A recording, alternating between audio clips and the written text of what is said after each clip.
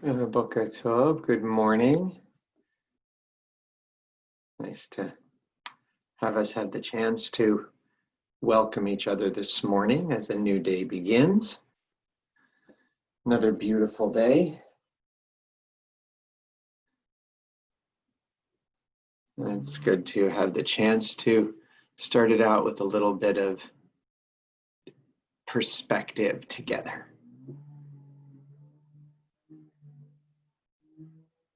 I hope everybody got some good sleep and is feeling well today.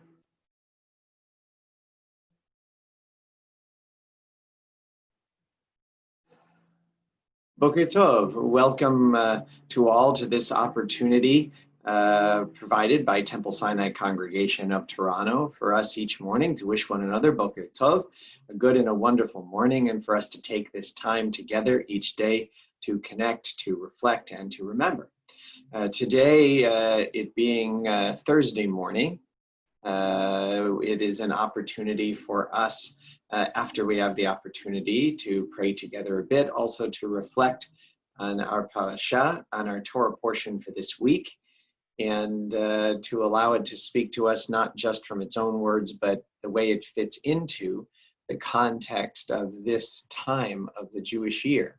But first of all, in order to be ready to do so, let's join together in some of these core prayers that speak to us about the miraculous wonder of being, about waking up, and about how each day our body continues to function, and about how sadly when we experience interruptions in that, it makes us even more keenly aware of the gratitude that we should have each day that we're able to do those basic things that keep us alive and give us a chance to be God's partners in this world. So please join with me in the translation of Asher Yatzel. Blessed eternal God, creator of the universe, you have fashioned our bodies with wisdom, creating within us a finely balanced network. To stand before you in prayer is itself a fragile miracle. Eternal God, we praise you as the healer of body and spirit. And today, let's recite Elohai Neshama both in the Hebrew and in the English. Elohai Neshama shenatata bi Torahi, ata varata, ata yitzalta, ata nefachta bi, vata meshamra b'kirbi. Kol zman shanshama b'kirbi, modeh ani lefanecha, Adonai Elohai v'Elohei avotai, ribon kol ha'ma'asim, Adon kol ha'neshamot. Baruch atah Adonai asher biyado nefesh kol chai, baruch kol b'sar ish. The soul that you have given me, O God, is pure. You have created and formed it, breathed it into me, and within me you sustain it. So long as my soul is within me, I will give thanks to you, eternal my God and God of my ancestors, source of all creation, sovereign of all souls. We praise you, eternal God, in whose hand is the power of all life and the spirit of all flesh. And let's join together in Hebrew in the prayer for Torah study as well. Baruch atah Adonai Eloheinu melech haolam, asher kidshanu b'mitzvotav v'tzivanu la'asok b'divrei Torah, v'arevna Adonai Eloheinu et divrei Toratcha b'finu v'b'fi amcha be'Yisrael, v'niyeh anachnu v'tze'te'enu v'tze'te'ei amcha be'Yisrael, kulanu yod'ei shemecha v'lomdei Toratecha lishma. Baruch atah Adonai hamlamed Torah le'amo Yisrael. Blessed eternal God, creator of the universe, you sanctify our lives with mitzvot and command us to engage in Torah study. Eternal our God, may your words of Torah be sweet to us. Let every generation, young and old, the whole family of Israel, come to know you through the study of Torah for its own sake. Eternal God, we praise you as the teacher of Torah to the people of Israel. Torah is something not only for us to study, but it gives us perspective on our lives, and it gives us a framework. That's really what Shema is, an opportunity for us to frame not merely spiritual or personal moments, but those everyday moments while we're walking on our way, while we're getting up or going to sleep, while we're with those who are the most intimate part of our lives.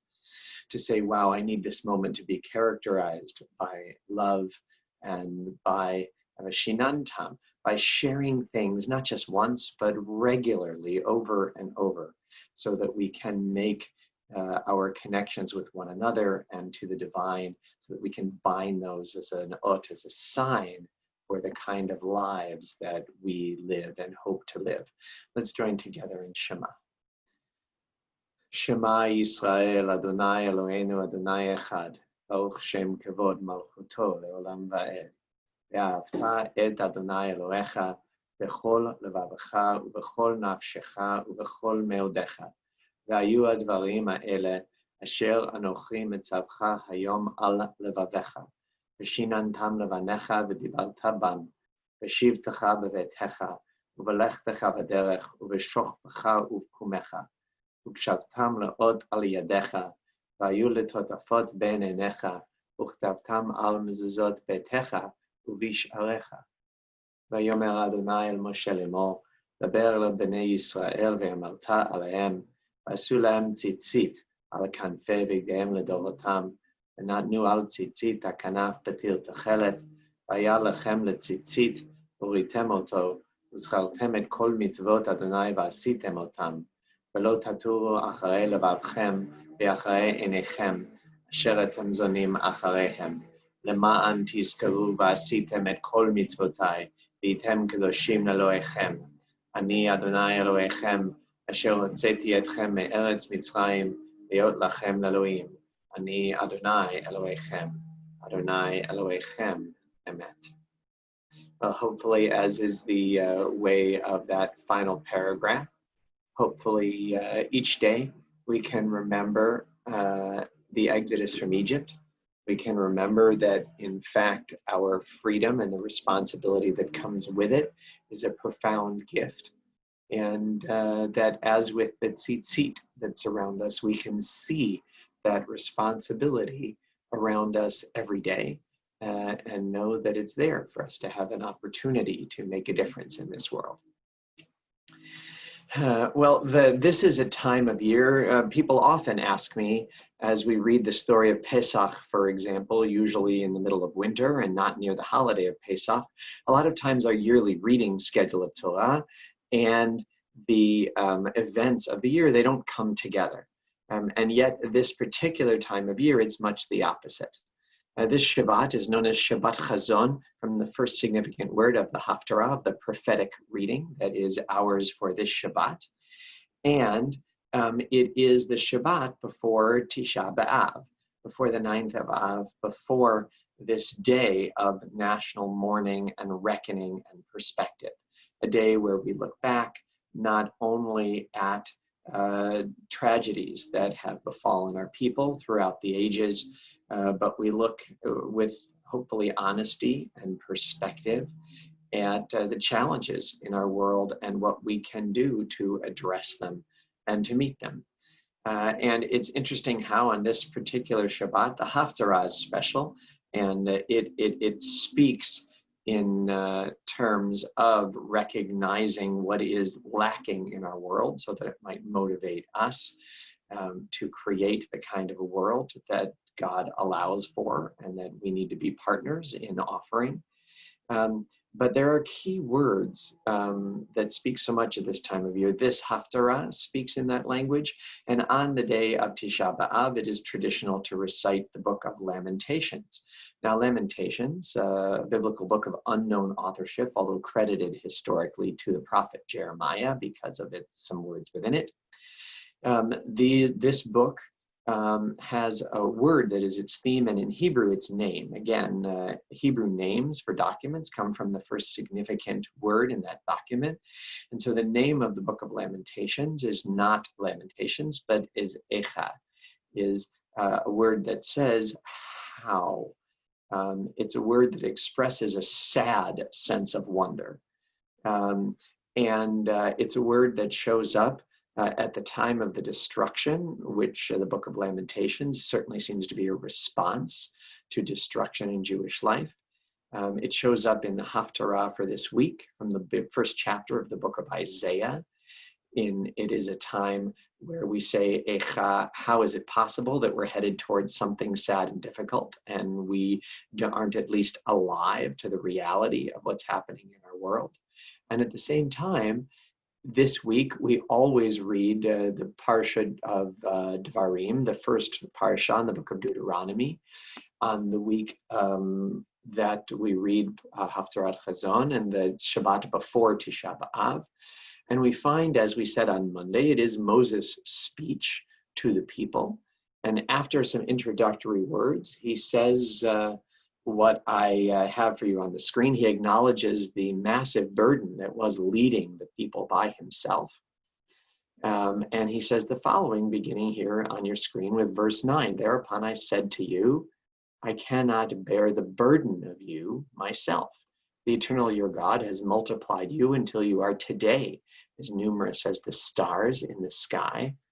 May the eternal, the God of your ancestors, increase your numbers 1,000-fold and bless you as God has promised you. So Moses is acknowledging that the people are an enormous burden for him to lead. And at the moment, what he's going to do is he's going to ask for help. He is going to welcome additional leaders so that there can be a sense of cooperative leadership, not all things on Moses, a great modeling for all of us to say we have to allow help. We have to say, oh, wow, it is a gift to have others who care about the same things we do and will help us bring them into the world and not hold it all to ourselves. And even though there are so many, he says, no, I want there to be even more of you. And yet it's too much. And so here in verse 12, he says, how can I bear unaided the trouble of you, the burden of you, and the bickering? Certain things never change, but it's the word at the beginning that matters. At the beginning of this verse, it says, Echa esa levadi torchem umasachem v'livchem. The word echa, how can I bear this, is a word that the Masoretes, those who arranged our reading schedule, I think they had to know that this was coming at this time, that we had to feel like Moses, that even in good times, Moses is seeing a people who have grown in number. They're about to enter into the land of Israel for the first time, the goal that he had set for them and for himself, and that God had set before him. And at this, even at a wonderful, blessed time, it's still appropriate to say, Echa, how is it that I can manage? That question can't remain as something that is rhetorical. How can I do this? But rather to say, how can I do this? Because in fact, in this chapter, that's the response, is he realizes how to do this is by accepting help and support from those who share his goals. And the word echa, too often it becomes for us just a lamentation. Oh, woe is my situation, woe is me. And when our situation is difficult, it is of course appropriate for us to acknowledge that difficulty. And yet, at the same time, we need to do more than that. And I think we can often see how it is that we should do that by looking at the power of this particular word, which is not always pronounced echa, right? A reminder that in Hebrew, the vowels that we see in words are not really organically part of the language. They become part of the language, but the language speaks without those vowels, as does Torah. And here, if we go back to the origin of human beings as described in Torah, which again is not our biological origin, it's our ethical and moral origin. It talks here in chapter 3 of the book of Genesis, right after the first human beings trespass against the one rule that was provided, and understand that life and a moral existence is about the seeking out of rules and understanding the consequences of following them and not following them. And here in verse 7, right after they ate the forbidden fruit, as famously described, it says, then the eyes of both of them were opened, and they perceived that they were naked, and they sewed together fig leaves and made themselves loincloths. Right? It doesn't actually say what fruit they ate, but if they're standing in front of a fig tree, a fig would be an excellent candidate, as opposed to the Northern European apple that later substitutes in the story. Verse 8, they heard the sound of the eternal God moving about in the garden at the breezy time of day. And Adam and the man and his wife, the way it's described here, again, this is a challenging text, but that's another study session. They hid from the eternal God among the trees of the garden. And the eternal God called out to Adam, to the humans, and said, "Where are you?" But what did God say when God said, "Where are you?" The last Hebrew word on the screen, at the bottom of the screen, it's pronounced with the vowels there, ayeka. Literally, where are you? Not just physically, because God knows where they are physically, but morally, where are we in our ability to take responsibility, in our willingness to follow the rules that are necessary? This time of COVID is such a time where we need to follow the rules when we least want to. And the word ayeka in Hebrew, as you can see, is also the word echa. It's exactly the same word. So when we say, how can I be in this situation? Our tradition reminds us through the wisdom of these texts that the real question we need to ask is ayeka. We need to ask of ourselves, where are you? Where is your sense of responsibility? Where are the areas that you, that I, that each of us has and continues to step up for other people? Where are the areas that we haven't stepped up for ourselves or for God or for our community? And so at this time of year of Echa, where in the evolution of Jewish life, as we are in this Ben HaMetzarim, in this narrow place, these 3 weeks of semi-mourning during the summer, hopefully this can be a time where rather than saying, "Oh, woe is us," although we should recognize the challenges in our life, we can, instead of saying echa, we can say ayeka. We can say, where is my place? What can I do right now to make a difference in the life of one other person, to step up and own my own opportunities and responsibilities, to partner with God in making the most of these days and of the moments in our life. It's a profound and appropriate challenge to this time.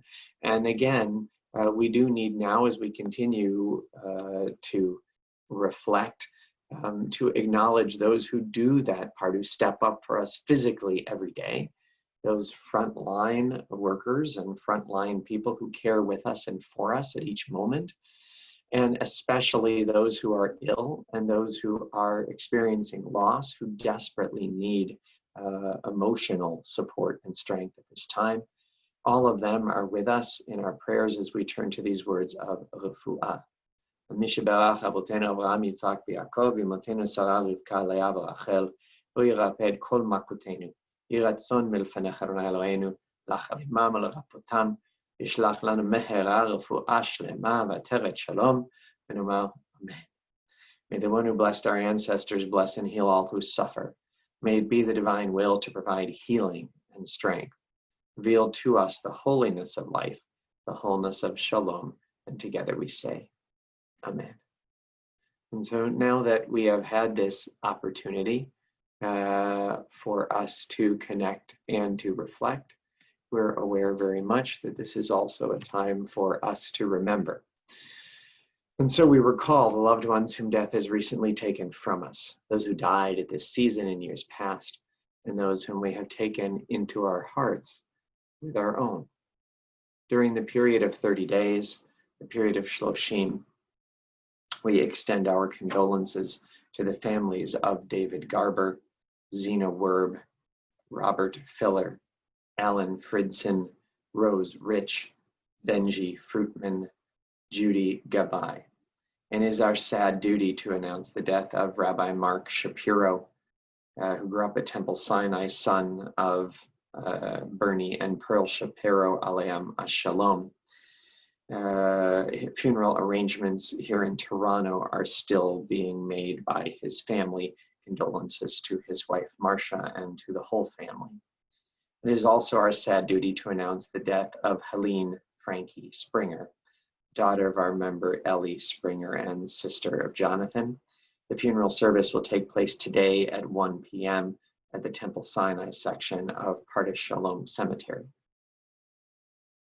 And on Yort site Today, on this second day of the month of Av, we remember Pearl Edelman, Robert Burkhoff, Dora Bonder, Charles Kossman, Irving Ian Fraser, Bela Friedman, Jean Mendelsohn, Norman Rubin, Stu Sigismund, Hyman Scribaki, Bertha Starr, Minnie Thomas, Dave Wainstock.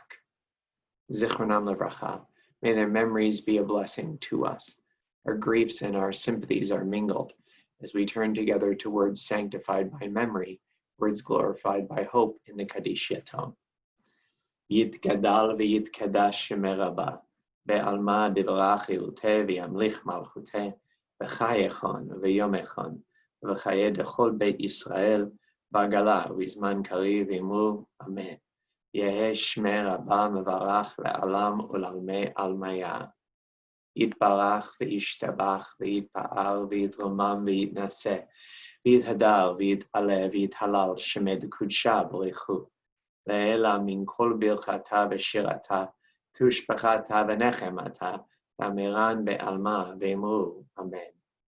Yehe shlama rabba min shmaya v'chayim alenu ve'al kol Yisrael v'imru. Amen. Oseh shalom b'momav, hu yaseh shalom, alenu ve'al kol Yisrael v'imru. Amen. May the source of peace send peace to all who mourn and bring comfort to all who are bereaved. And together we say, Amen. May this be a wonderful and meaningful day for each of us.